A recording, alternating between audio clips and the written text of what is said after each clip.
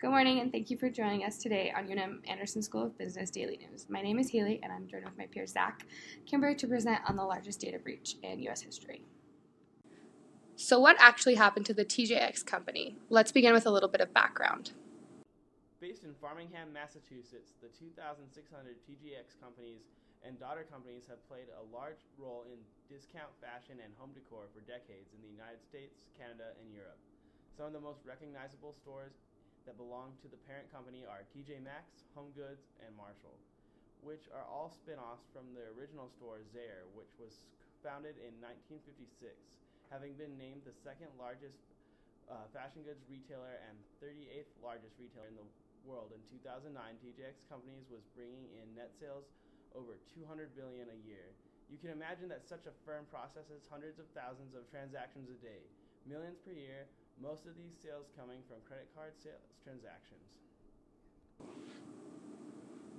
While you aren't generally concerned that when you swipe your credit card at your favorite home goods store that your credit card number and personal information is going to be leaked, it is a possibility.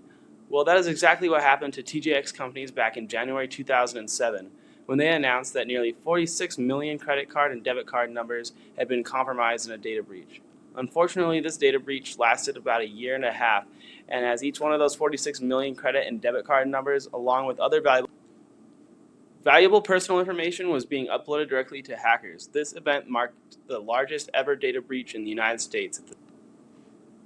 But you might ask, why did the breach? During the investigation, the organization that was found responsible for the hacking, buying, and selling of personal and credit card information was discovered to be an international crime organization. The methods used by the hackers were relatively simple, taking advantage of a single retailer's weak network. A vulnerable WEP secured wireless signal, the most easily hacked type of network, allowed the hackers to gain entry into the network with ease. Shockingly, this was done all remotely from a laptop in the parking lot of a Marshall's discount clothing store in St. Paul, Minnesota. With a hacker camped out in the Marshall's parking lot, they were able to gain access to the mainframe computer in Framingham, Massachusetts, over 1,300 miles away using a method called war driving. The hackers planted a program that successfully uploaded personal and credit card information from the data stream to the criminal organization's database and was at their liberty. Once the credit card numbers were stored and matched to the victim's personal information, the hackers would load the numbers onto bank cards purchased from China. The replica cards were sold on for a small price, anywhere from $10 to $100, that would directly access the victim's bank account. Once acquired, the cards would then be used to max out accounts, take out money from ATMs, and purchase any number of goods and services. Imagine your account information being sold on the internet for $10. What came to a shock to the consumers affected was that the TJX Companies was not the party to discover the data breach, but a savings bank in Louisiana, Fidelity Homestead. The small bank noticed suspicious charges on their Southern California-based members' accounts with charges from Mexico. It was nearly a year later when an internal audit confirmed the consumers were. If you were potentially affected, you might ask, what were the impacts and the containment effort? Upon the initial discovery of a peculiar account activities, alerts were made to the proper officials in TJX through the appropriate channels.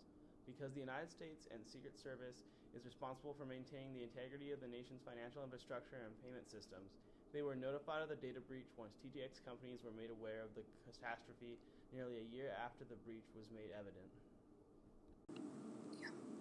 Although an internal audit was conducted, unless the affected individual notified their banks and/or credit unions, there was, in fact, no actual containment efforts made at this point.